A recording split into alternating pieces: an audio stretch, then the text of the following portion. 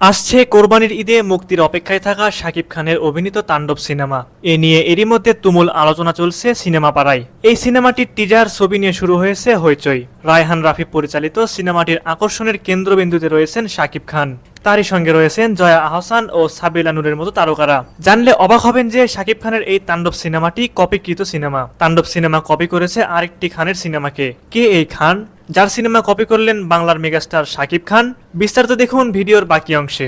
Cinema প্রেমীরা অপেক্ষার প্রহর গুনছিলেন শুধু শাকিব খানের নতুন সিনেমা তাণ্ডবের নতুন লুক দেখার জন্য। গত রোববার 18 মে প্রকাশ করা হয় সিনেমাটির টিজার। এরপর মেগাস্টার শাকিব খানের নতুন পোস্টারে দেখা যায় তাণ্ডবের অ্যাকশন ধাঁচে ধরা দিয়েছেন তিনি। হাতে জ্বলন্ত সিগারেট, পরনে শার্ট, চোখে মুখে আগুনের ছাপ স্পষ্ট।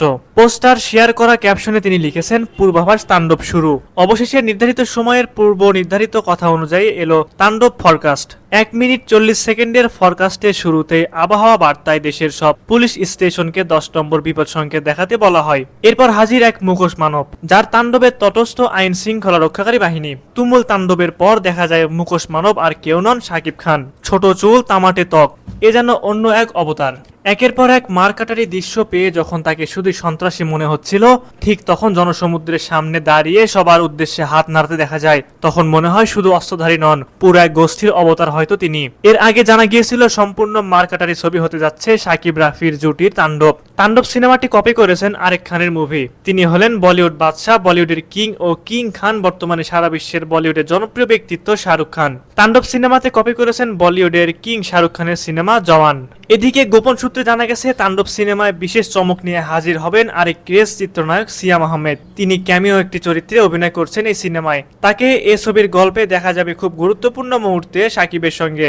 যেটি শুরুতে শোনা গিয়েছিল, তাণ্ডব সিনেমায় সাকিব খানের সঙ্গে চমক হিসেবে থাকবেন আফরান নিশো কিংবা শরীফুল রাজ বা মুশফিক আর ফারহান। তবে শেষ পর্যন্ত নিজের অভিষেকের পোড়ামন দুই ছবির নায়ককে বেছে নিয়েছেন রাফি। বিষয়টি গোপন রেখে সিনেমার শুটিং হয়েছে। বর্তমানে চলছে এর এডিটিং। শিগগিরই সব কাজ শেষ করে এটি জমা পড়বে সেন্সর সার্টিফিকেটের টেবিলে। প্রযোজনা প্রতিষ্ঠান সূত্রে জানা গেছে, দেশের একটি টেলিভিশন চ্যানেল হামলাকে কেন্দ্র করে এগিয়ে যাবে তাণ্ডব সিনেমার গল্প।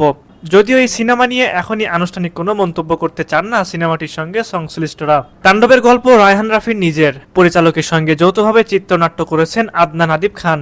আসছে ঈদে সবচেয়ে বড় ধামাকা হিসেবে মুক্তি পাবে ছবিটি। প্রায় 1.5 শতাধিক প্রেক্ষাগৃহকে টার্গেট করে মুক্তির পরিকল্পনা চলছে।